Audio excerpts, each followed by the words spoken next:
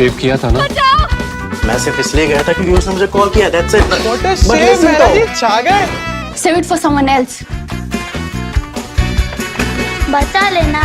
जिंदगी में सेव करना जरूरी है, मगर जब बात पैसों की हो सिर्फ सेविंग से काम नहीं चलेगा। इक्विटी म्यूचुअल फंड्स में इन्वेस्ट कीजिए और अपने सेविंग्स को आगे बढ़ने का मौका दीजिए। Mutual fund investments are subject to market risks. Read all scheme-related documents carefully.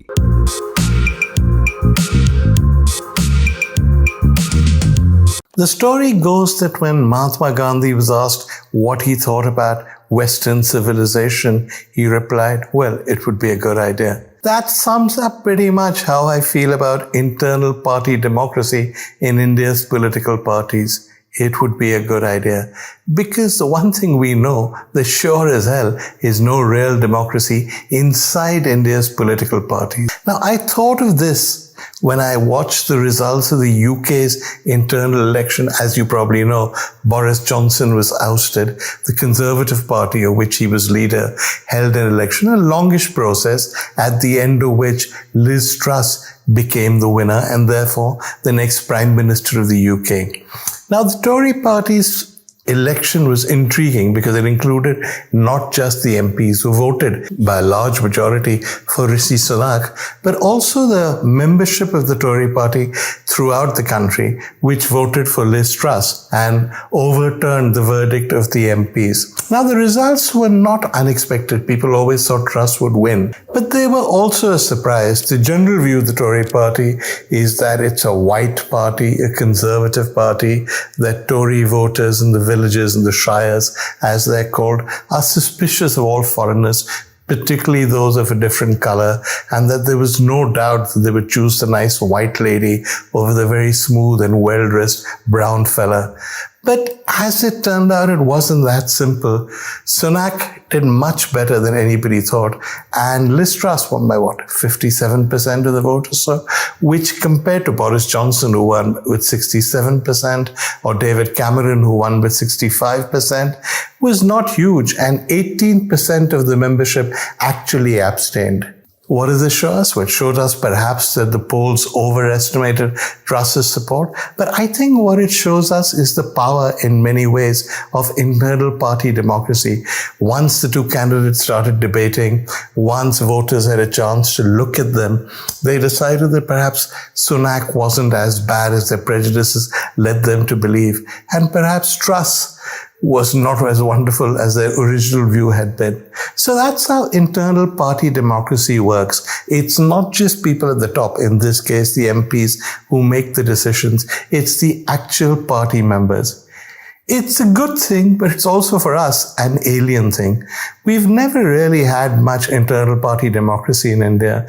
I would argue, in fact, we've never had internal party democracy. Let's start with independence. There was a certain amount of dissent tolerated in the Congress, but once Jawaharlal Nehru became Prime Minister, there was never any question of his being replaced. It was clear he had the job for as long as he lived.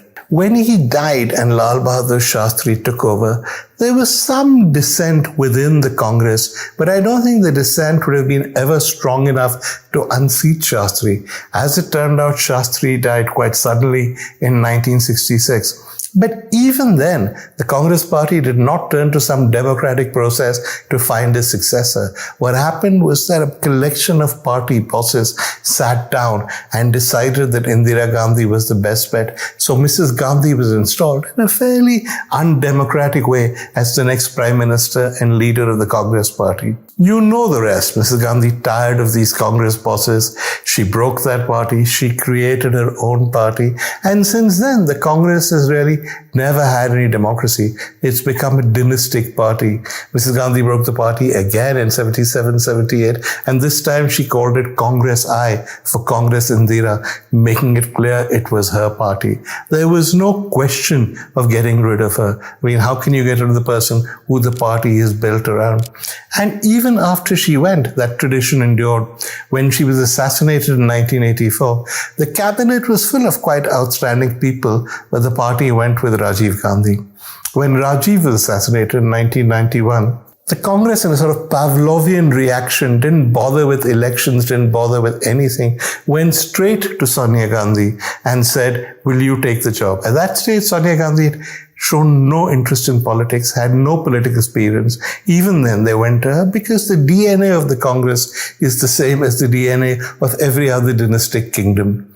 It was only when Sonia turned the job down and backed Narasimha Rao that a non-Gandhi became Prime Minister. Since then, the Congress is stuck with dynasty. Even now, as party elections approach, with elections in several sets of inverted commas, congressmen are shocked by the idea that a Gandhi will not become Congress president, particularly when two are available. They believe it is their duty to ask the Gandhi children to fulfill their destiny and run the party. So much for democratic succession.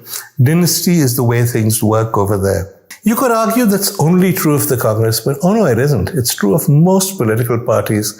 Let's look at all the other political parties you can think of. Let's look in the South. When M.G. Ramachandran died, the succession was a battle between his wife and his girlfriend. When N.T. Ramarao's party had any kind of problem, it was his second wife who wanted to take over. She was opposed by N.T. Ramarao's son-in-law, and eventually the son-in-law won. And that continues to this day. When Rajshekhar Reddy's son was denied the opportunity to succeed him, he created his own party, and eventually Jagan did succeed his father. I can go through every party in the South pretty much, and it's almost always the same story. It's the same in the North. Look at the Mulayam Singh Yadav battle.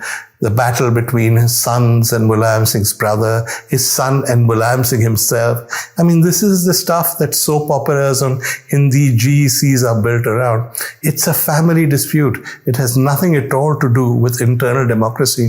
Lalu Yadav, the reason that Tejasvi Yadav is regarded as such a great leader is, in addition to whatever skills he may have, because he is Lalu Yadav's son. That's the way politics works in India. Family parties survive on the basis of family. Succession is not democratic. It's always dynastic. That's internal democracy in India. You could argue, and the BJP does argue, that it's different, that these things don't happen in the BJP. Well, yes and no. When it comes to dynasty, the BJP is different. It's different from the smaller regional parties. For instance, look at Maharashtra. In the Shiv Sena, internal democratic battle was when Raj Thackeray fought Uddhav Thackeray. And when Uddhav Thackeray was finally deposed, it wasn't through democracy. It was through a stab in the back from Eknath Shinde. So just as there is no democracy in any of those areas and in any of those states, the BJP can claim to be a bit different. There is no dynasty as such. Narendra Modi is not anybody's son. Mr. Vajpayee didn't have a son who could take over. Advani does have a son, but not one who had any interest in taking over. But even then, does the absence of dynasty mean you have internal party democracy? Let's look at the BJP. From the mid-60s onwards, the party was dominated by Atal Bihari Vajpayee. His loyal sidekick was L.K. Advani. There was no question of either of them being ousted, and people who protested were actually thrown out of the party, people like Balraj Badhok. It was always clear that these were the leaders and they were to be worshipped. The one time there was an upheaval was when Advani ceased to be the loyal sidekick and tried to get rid of Vajpayee during the Ayodhya battle, during the Ayodhya campaign, if you will. And what happened? Vajpayee eventually came back because Advani was not acceptable to the polity at large, and the relations between the two men were never the same. But at the end of the day, it was still Vajpayee and Advani, Vajpayee and Advani, Vajpayee and Advani. Only when Vajpayee retired did Advani get a chance, and even then he fouled it up. Now, given that era of Vajpayee and Advani was over, there could have been an election. There could have been a big democratic movement. New leaders could have been thrown up. There wasn't. What you had then was a coup. Narendra Modi came to Delhi. He ousted Mr. Advani and took over. Yes, he led the party to victory, but ultimately what happened was not a huge democratic exercise within the BJP. It was a coup. Pure and simple. And so when Mr. Modi did come to Delhi, he behaved as emperors used to do in the old days when they used to take their predecessors and exile them from the kingdom. Mr. Advani was exiled from active politics and put into something called the Margdarshak Mandal, which is a meaningless exile position. position. Mr. Modi then became undisputed leader. So much for internal party democracy. Yes, dynasty is worse. But an absence of internal party democracy, an absence of a way in which a succession is decided democratically, the way we've just seen with Sunak and Truss, is pretty bad. And yet, that is the Indian way. That is how Indian political parties run. Now, can it change? The general view is it won't change. The Indian way is the Indian way. I am slightly more optimistic. I think it can change. I mean, consider a hypothetical situation. The Congress party is headed for elections. Supposing the Gandhis say that they don't want to stand, which they have, but nobody believes them. But they not only say that, they also take the line that they won't get involved. They won't back any candidates. It should be a truly democratic exercise. Would that work? I think it would work. It may not necessarily take the Congress places. You might not necessarily get the right leader.